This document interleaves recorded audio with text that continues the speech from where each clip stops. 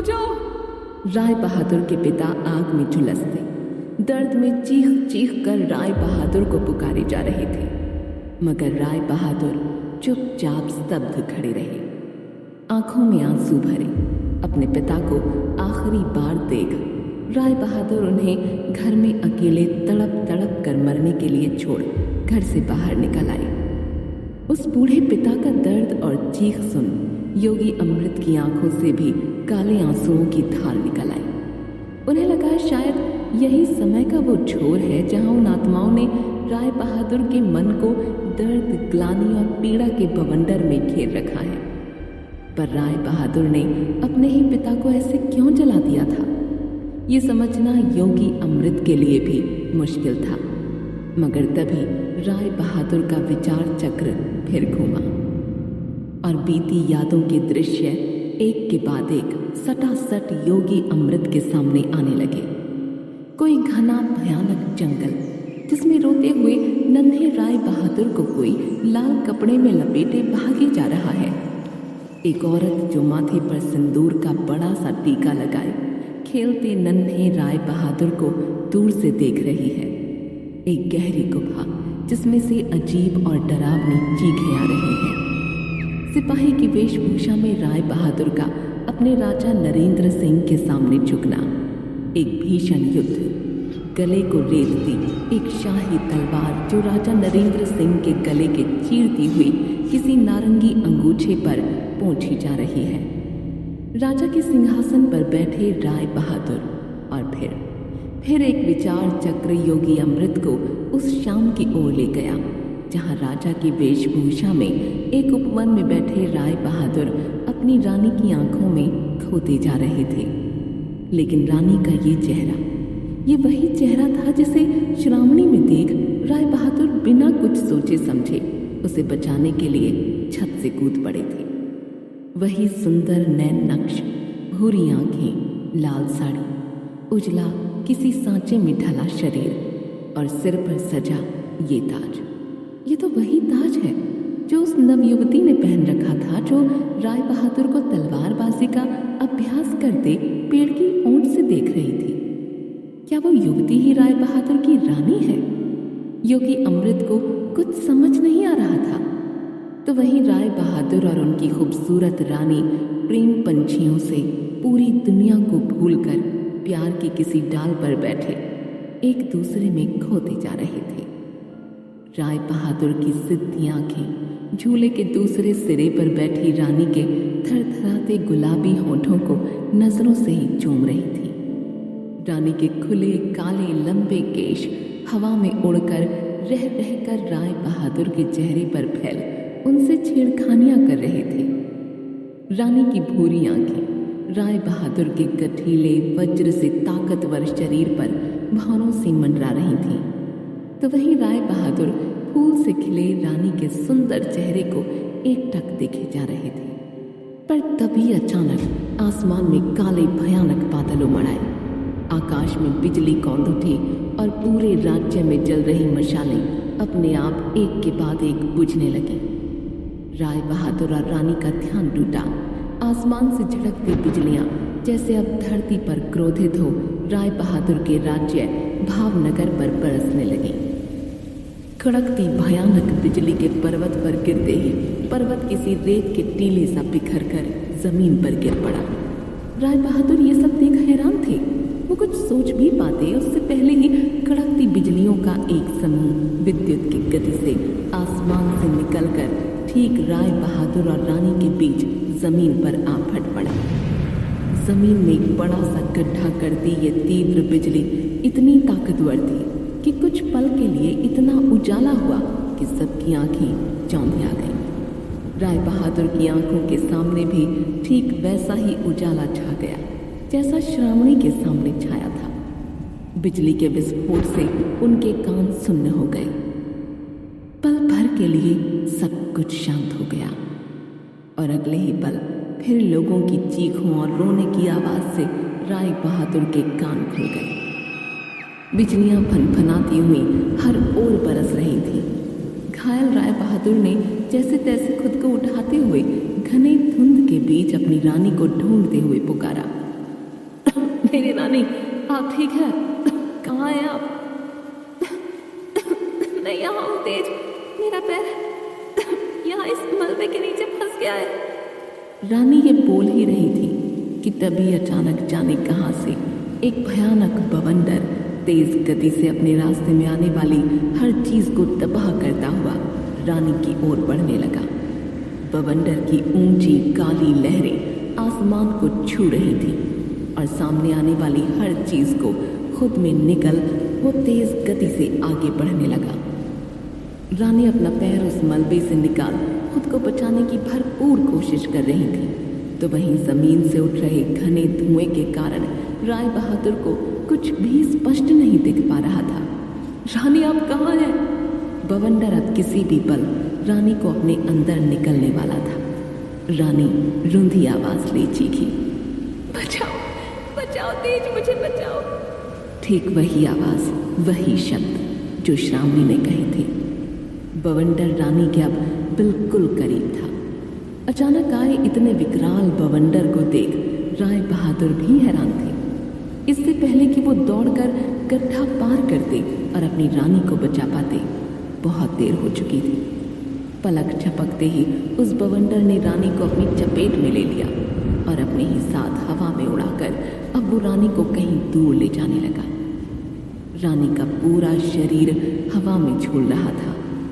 तेज, बचाओ तेज, दमयंती!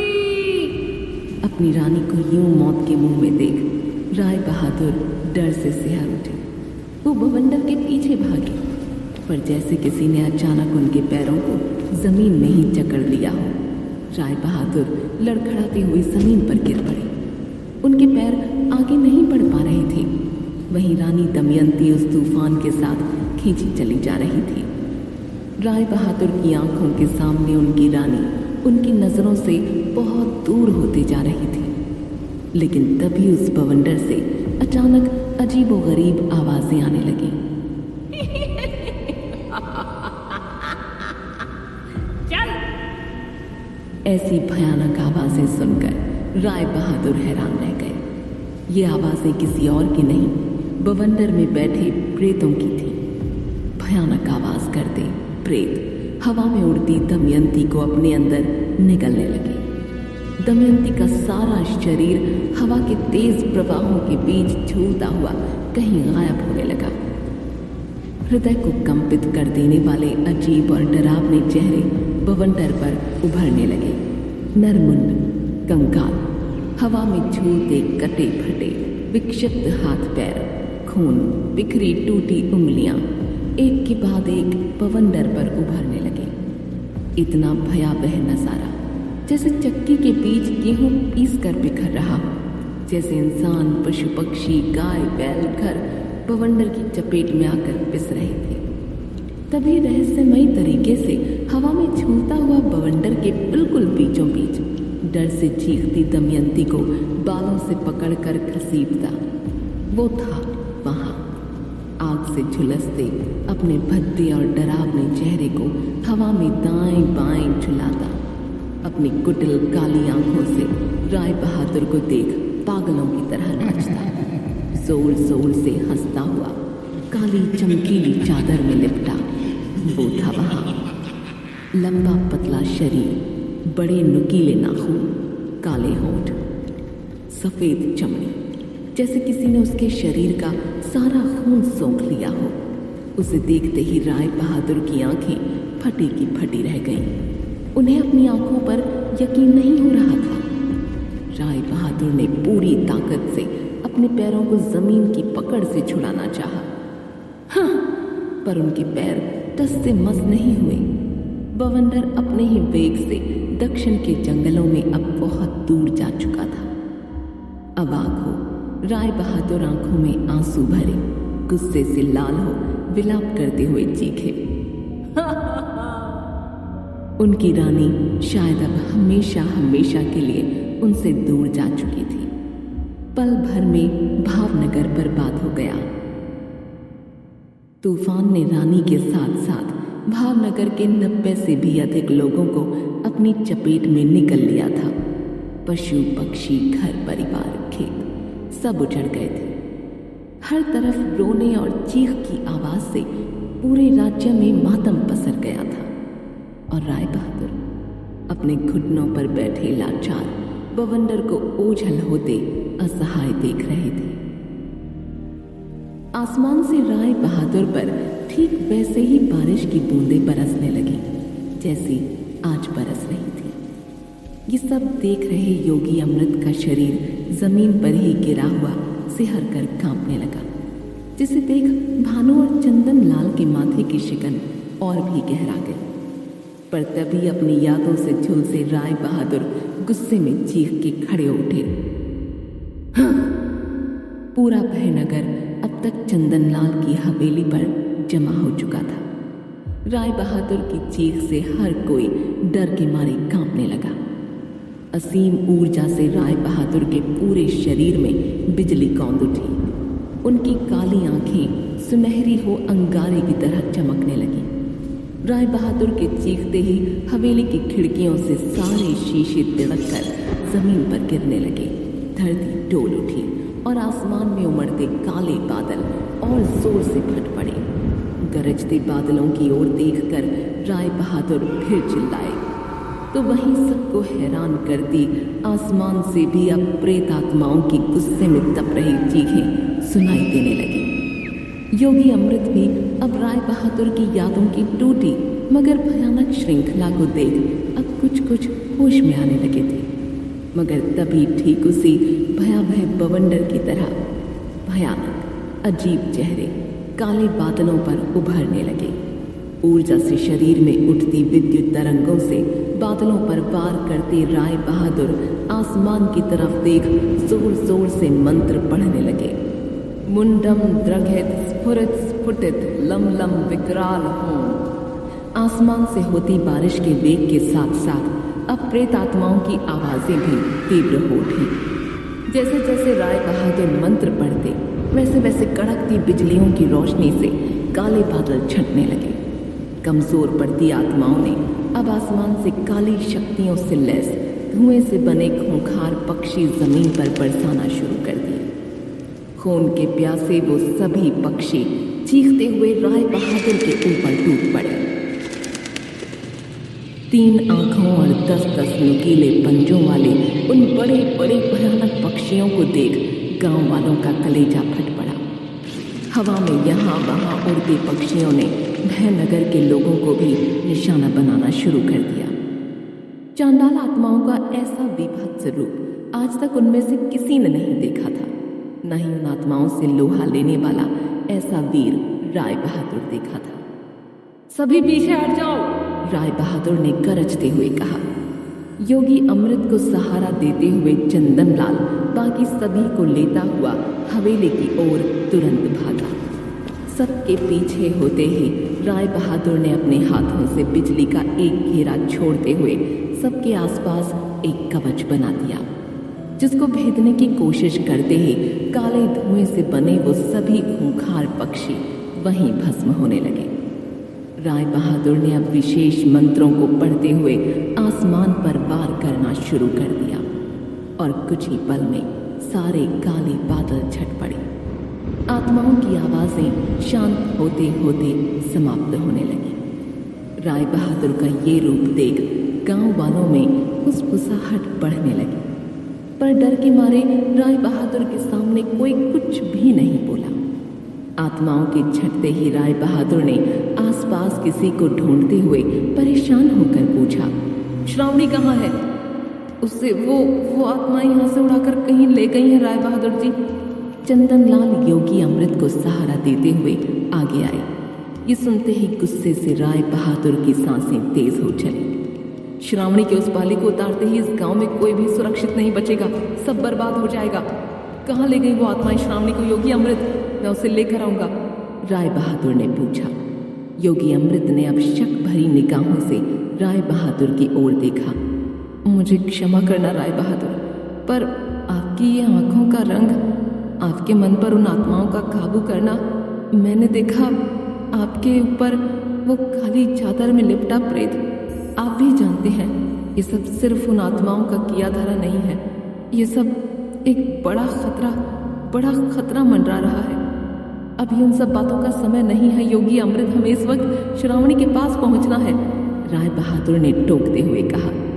इस गांव के दक्षिण में एक जंगल है, काले जादू से बना जंगल है, योगी अमृत ने कहा। उन काली शक्तियों की मर्जी के बगैर वहां कोई भी आ जा नहीं सकता।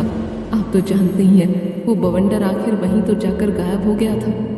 योगी अमृत ने ताना कसा, जिसे नजरअंदाज करते हुए राय बहादुर दक्षिण की ओर मुड़े। रुकिए, योगी अमृत ने रोका। आपने बेशक बहुत कुछ छुपाया है अब तक, मगर मैं आपको सब बताऊंगा। ये सुनते ही राय बहादुर कुछ असहज हो उठे। एक शुद्ध आत्मा ब्रह्म मुहूर्त के पहले चरण में ही वहां जा सकती है राय बहादुर, योगी अमृत बोले। पर अगर पहले चरण के खत्म होने से पहले वो वहां से नहीं निकली तो वो काली शक्तियां। योगी अमृत घबराए। राय बहादुर के करीब आते हुए अब योगी अमृत ने कहा, मुझे आपकी शक्तियों पर शक नहीं है, मगर उस शैतानी जगह पर जाते ही अच्छी शक्तियां कमजोर होने लगती हैं। ध्यान रखिए, ये इतना भी आसान नहीं। अजीब और डरावनी भूल भुलैया है वो जंगल। एक ही चरण में श्रावणी को ढूंढना और वापस लाना। राय बहादुर, मैं डरता नहीं हूँ, बस चिंतित हूँ इस गांव के भविष्य के लिए। और अगर मैं ठीक ठीक सोच पा रहा हूँ तो बात अब सिर्फ इस गांव की नहीं है। इशारों में योगी अमृत ने किसी बात की ओर संकेत करते हुए कहा। भरोसा रखिए मुझ पर, योगी अमृत के हाथ पर अपना हाथ रखते हुए राय बहादुर बोले। मैं वचन देता हूँ, कुछ भी गलत नहीं होगा। ये कहते हुए हवा की गति से राय बहादुर पलक झपकते ही दक्षिण की ओर भागते हुए कहीं गायब हो गए। राय बहादुर के विशाल विचार चक्र की यात्रा से कमजोर हुए योगी अमृत ने इतिहास के जिन पन्नों को आज देखा था, उससे हैरान और परेशान वो एक गहरी सोच में डूब गए। वहीं इतना सब देखने के बाद गांव वाले सकते में थे। सब मन ही मन प्रार्थना कर रहे थे कि जल्द श्रावणी का पता चल जाए। अब उनकी उम्मीद का बस एक ही सहारा था, राय बहादुर के कहे वो शब्द, भरोसा रखिए मुझ पर, मैं वचन देता हूँ कुछ भी गलत नहीं होगा। इधर बिजली गिरने से जंगल के कई पेड़ों में आग लग गई थी। बिजली गिरने से फैली रोशनी अब छंटने लगी थी। श्रावणी और केशव ने धीमे धीमे अपनी आंखें खोली। ब्रह्म मुहूर्त दहलीज पर था, मगर जैसे ही केशव की आंखें खुली, डर से उसका कलेजा कांप उठा। श्रावणी के कान में वो बाली अब नहीं थी। क्या होगा? क्या राय बहादुर श्रावणी को इतने कम समय में ढूंढकर लाने में कामयाब होंगे? क्या है राय बहादुर की कहानी? कौन था वो काले कपड़ों वाला प्रेत?